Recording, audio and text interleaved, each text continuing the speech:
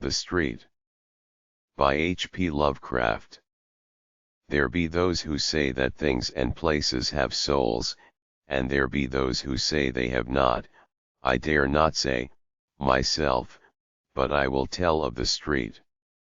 Men of strength and honor fashioned that street, good valiant men of our blood who had come from the blessed isles across the sea. At first it was but a path trodden by bearers of water from the woodland spring to the cluster of houses by the beach. Then, as more men came to the growing cluster of houses and looked about for places to dwell, they built cabins along the north side, cabins of stout oaken logs with masonry on the side toward the forest, for many Indians lurked there with fire arrows. And in a few years more, men built cabins on the south side of the street. Up and down the street walked grave men in conical hats, who most of the time carried muskets or fowling pieces. And there were also their bonneted wives and sober children. In the evening these men with their wives and children would sit about gigantic hearths and read and speak. Very simple were the things of which they read and spoke, yet things which gave them courage and goodness and helped them by day to subdue the forest and till the fields. And the children would listen and learn of the laws and deeds of old, and of that dear England which they had never seen or could not remember.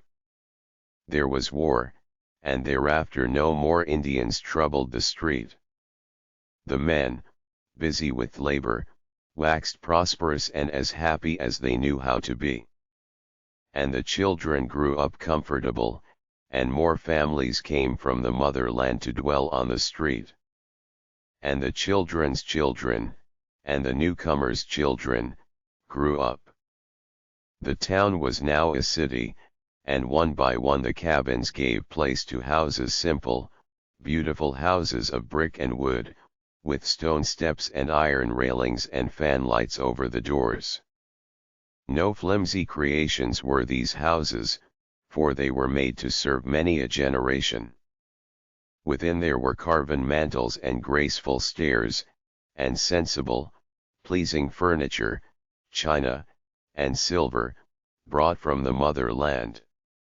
So the street drank in the dreams of a young people and rejoiced as its dwellers became more graceful and happy. Where once had been only strength and honor, taste and learning now abode as well. Books and paintings and music came to the houses, and the young men went to the university which rose above the plain to the north. In the place of conical hats and muskets there were three-cornered hats and small swords, and lace and snowy periwigs. And there were cobblestones over which clattered many a blooded horse and rumbled many a gilded coach, and brick sidewalks with horse blocks and hitching posts. There were in that street many trees, elms and oaks and maples of dignity, so that in the summer, the scene was all soft verdure and twittering bird song. And behind the houses were walled rose gardens with hedged paths and sundials, where at evening the moon and stars would shine bewitchingly while fragrant blossoms glistened with dew. So the street dreamed on, past wars, calamities, and change. Once, most of the young men went away, and some never came back. That was when they furled the old flag and put up a new banner of stripes and stars. But though men talked of great changes, the street felt them not, for its folk were still the same, speaking of the old familiar things in the old familiar accounts. And the trees still sheltered singing birds, and at evening the moon and stars looked down upon dewy blossoms in the walled rose gardens. In time there were no more swords, three-cornered hats, or periwigs in the street. How strange seemed the inhabitants with their walking sticks, tall beavers, and cropped heads. New sounds came from the distance, first strange puffings and shrieks from the river a mile away, and then, many years later, strange puffings and shrieks and rumblings from other directions. The air was not quite so pure as before, but the spirit of the place had not changed. The blood and soul of their ancestors had fashioned the street. Nor did the spirit change when they tore open the earth to lay down strange pipes, or when they set up tall posts bearing weird wires. There was so much ancient lore in that street, that the past could not easily be forgotten. Then came days of evil, when many who had known the street of old knew it no more, and many knew it who had not known it before, and went away, for their accents were coarse and strident, and their mien and faces unpleasing. Their thoughts, too, fought with the wise, just spirit of the street, so that the street pined silently as its houses fell into decay, and its trees died one by one, and its rose gardens grew rank with weeds and waste. But it felt a stir of pride one day when again marched forth young men, some of whom never came back. These young men were clad in blue. With the years, worse fortune came to the street. Its trees were all gone now, and its rose gardens were displaced by the backs of cheap, ugly new buildings on parallel streets. Yet the houses remained, despite the ravages of the years and the storms and worms, for they had been made to serve many a generation.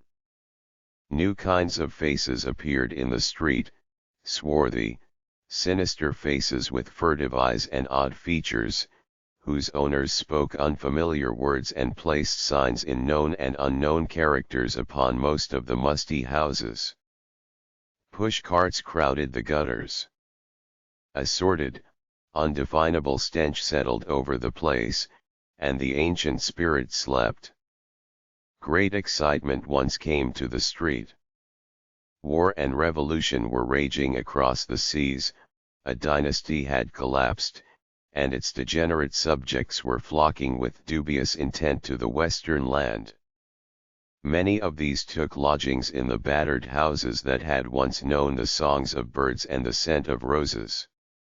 Then the western land itself awoke and joined the motherland in her titanic struggle for civilization. Over the cities once more floated the old flag, companioned by the new flag, and by a plainer, yet glorious tricolor.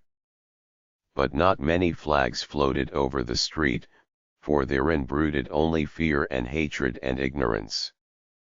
Again young men went forth, but not quite as did the young men of those other days.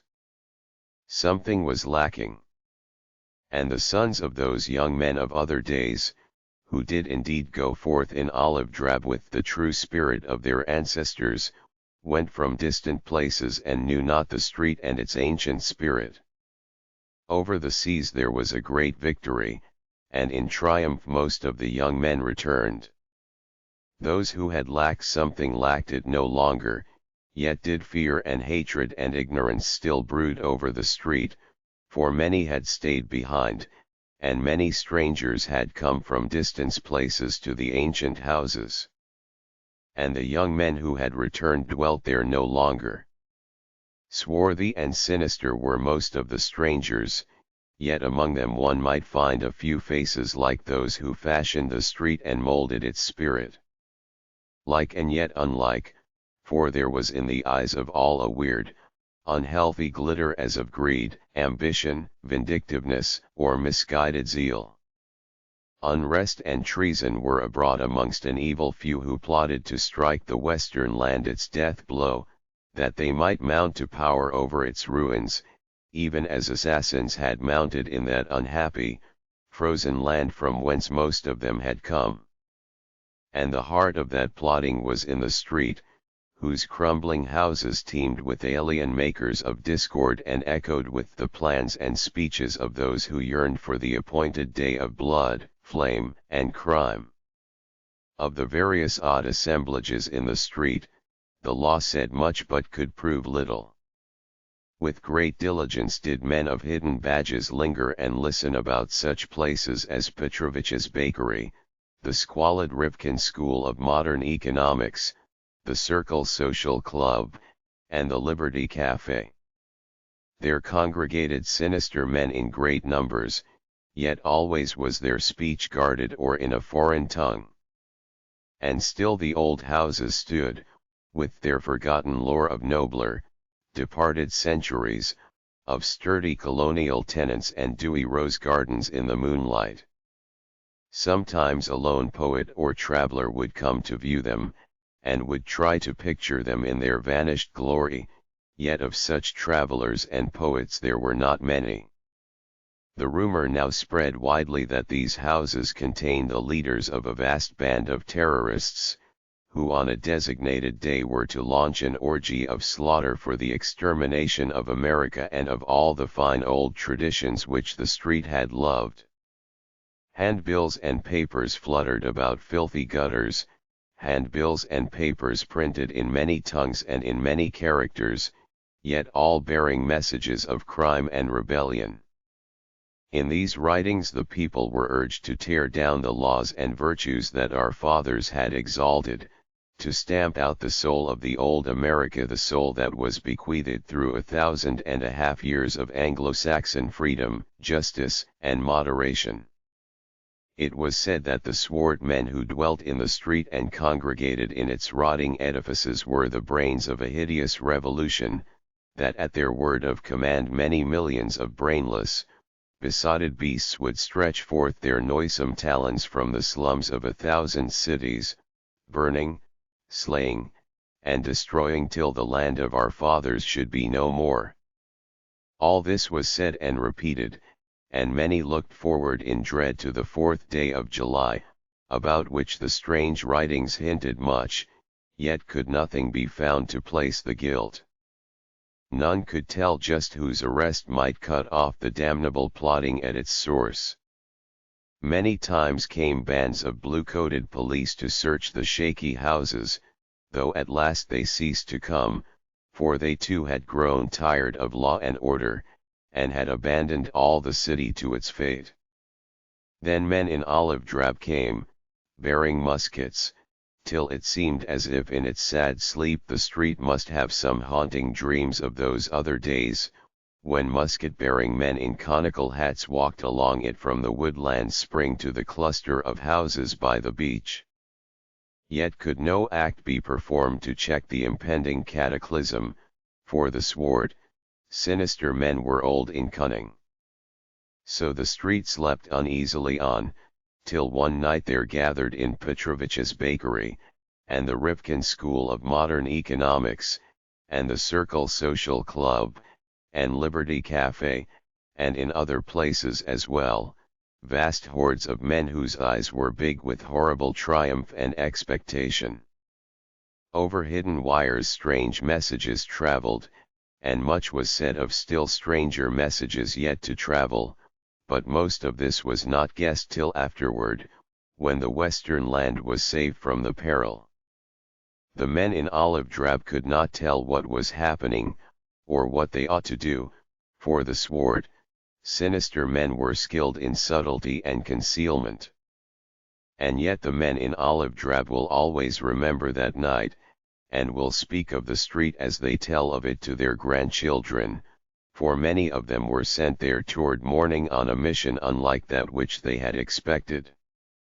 It was known that this nest of anarchy was old, and that the houses were tottering from the ravages of the years and the storms and worms, yet was the happening of that summer night a surprise because of its very queer uniformity. It was, indeed, an exceedingly singular happening, though after all, a simple one. For without warning, in one of the small hours beyond midnight, all the ravages of the years and the storms and the worms came to a tremendous climax, and after the crash there was nothing left standing in the street save 2 ancient chimneys and part of a stout brick wall. Nor did anything that had been alive come alive from the ruins. A poet and a traveler, who came with the mighty crowd that sought the scene, tell odd stories. The poet says that all through the hours before dawn he beheld sordid ruins indistinctly in the glare of the arc lights, that there loomed above the wreckage another picture wherein he could describe moonlight and fair houses and elms and oaks and maples of dignity. And the traveler declares that instead of the place's wonted stench there lingered a delicate fragrance as of roses in full bloom. But are not the dreams of poets and the tales of travelers notoriously false? There be those who say that things and places have souls, and there be those who say they have not. I dare not say, myself, but I have told you of the street.